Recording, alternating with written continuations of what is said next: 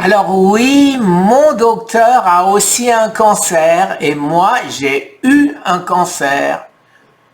Alors, on saura ce soir, les amis, ce soir, je fais un live avec le docteur William Amsalai qui va nous aider par ses connaissances. Alors avant, je ne résiste pas à vous mettre une deuxième vidéo de William, le cancer, incertitude et impuissance. Bienvenue à notre nouvel épisode de J-Live Cancer, incertitude et sentiment d'impuissance. L'incertitude nourrit le sentiment d'impuissance et celui-ci nourrit le cancer. Puis, le cancer nourrit l'incertitude et ainsi de suite. C'est ce cercle vicieux qu'il faut briser à tout prix. Pour le briser, il faut être deux, le patient et le médecin. Chacun a son rôle et chacun sa responsabilité. L'incertitude va commencer dès le premier rendez-vous chez le médecin. Vous l'avez consulté soit parce qu'il y avait quelque chose qui vous préoccupait, soit pour tout à fait autre chose. Mais au bout de l'examen, le médecin a un doute ou déjà une quasi-certitude. Dans tous les cas, il va vous annoncer quelque chose. Et c'est cette annonce qui va déclencher le branle-bas de combat dans votre tête.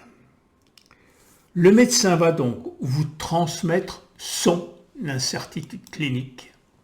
Mon diagnostic n'est pas définitif, mais la suite devrait nous le confirmer ou l'infirmer, à laquelle vous allez répondre différemment selon votre capacité à gérer votre incertitude. Je comprends, docteur. Quelle est la suite?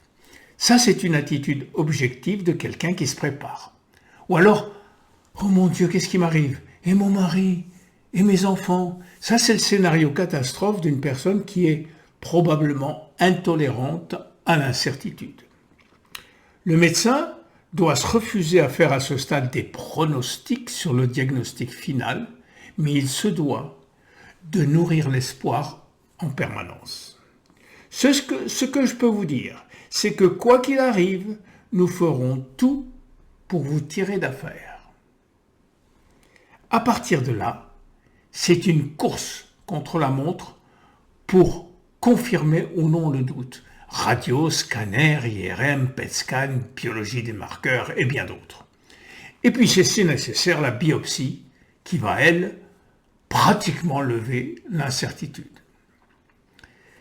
Idéalement, il faudrait réaliser ces examens tambour battant pour deux raisons. La première, c'est de ne pas laisser le temps à la tumeur de se développer. La deuxième, c'est de ne pas laisser respirer le patient, ce qui lui évite de tomber dans le fatalisme.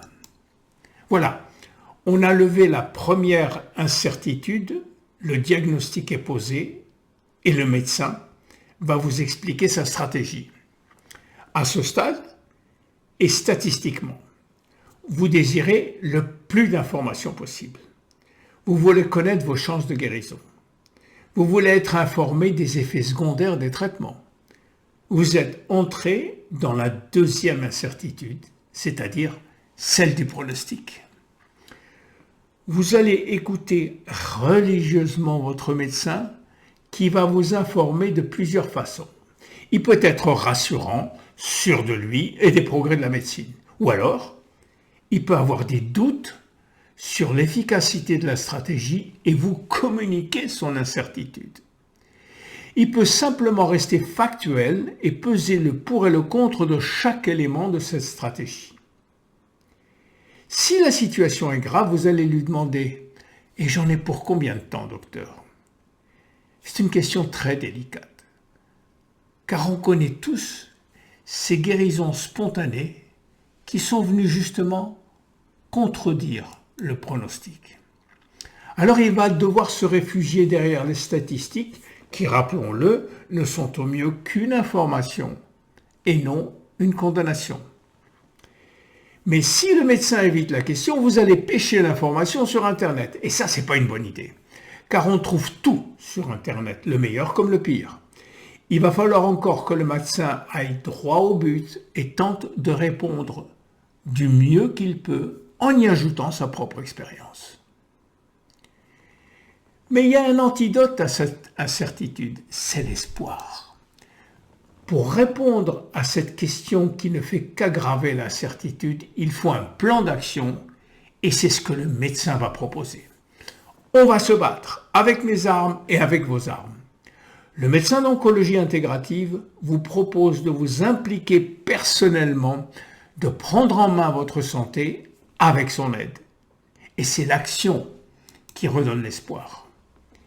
Si vous renoncez à participer à votre propre tentative de guérison, vous allez être très vite confronté à un sentiment d'impuissance. Et ce sentiment nourrit le cancer, car vous n'envoyez plus de signaux de bataille à votre système immunitaire, et celui-ci va baisser la garde et devenir encore moins performant. Indirectement, cette sorte de fatalisme va faire que vous vous laissez aller, vous ne mangez plus sainement, vous allez arrêter votre activité physique, vous dormez peu ou mal, vous buvez plus que de coutume et vous vous êtes remis à fumer. C'est le moment de vous faire aider pour retrouver le désir de vivre. En ce qui me concerne, voici ce que je vous propose. Vivez au jour le jour avec votre maladie, avec vos traitements et non contre eux. Privilégiez la qualité de la vie puisque sa quantité vous apparaît réduite. Sélectionnez ce qui vous apparaît essentiel dans la vie de tous les jours. Et surtout, gardez toujours espoir. À très bientôt dans notre prochain épisode. Très beau message d'espoir. Alors les amis, nous sommes nombreux, nous sommes très nombreux à être passés entre les mains d'un médecin qui nous a annoncé la mauvaise nouvelle. Alors un autre livre que je vous conseille, Les 9 clés de la guérison inexpliquée de Kelly Turner. Merci les amis, n'oubliez pas, demain soir, demain 18h, j'ai mon live et je mettrai ça en ligne, ce sera vers 19h. Merci les amis, très bonne journée. Au revoir.